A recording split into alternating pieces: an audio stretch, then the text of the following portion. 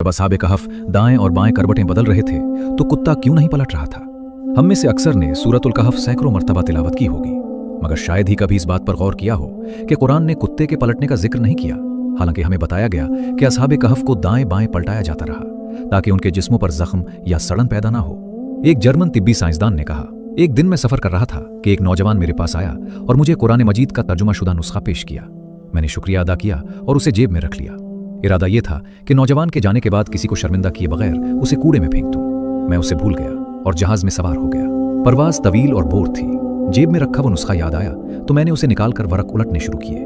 मेरी नजर सूरतुल कहफ पर पड़ी तो मैंने पढ़ना शुरू किया और 2 आयात ने मेरी तवज्जो अपनी तरफ मबजूल कर ली।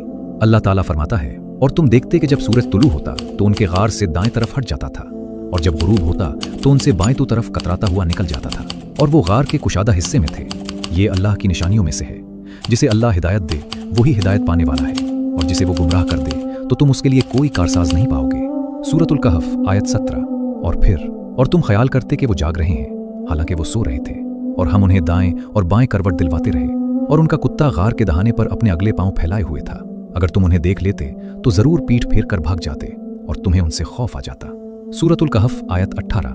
डॉक्टर ने कहा, यह तो समझ में आता है कि उन्हें नींद के दौरान पलटाया जा रहा था ताकि उनके जिस्मों पर जख्म या सड़न न बने, क्योंकि वो लंबे अरसे तक एक ही हालत में थे। लेकिन मुझे जिस बात ने हैरान किया वो पिछली आयत थी जिसमें बताया गया कि सूरज की रोशनी गार में दाखिल होती थी मगर उनके जिस्मों बराह रास्त नहीं पड़ती थी। इसका मतलब यह है कि सूरज की शुआएं रोज गार में आती थीं मगर उन्हें बराह रास्त नहीं छूती थीं।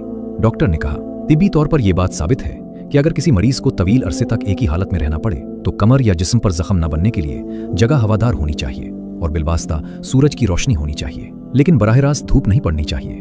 फिर जब उसने अगली आयत पर गौर किया तो उसे एहसास हुआ कि वाकई नींद के दौरान जिस्म को हरकत देना जख्मों और सरन से बचाता है।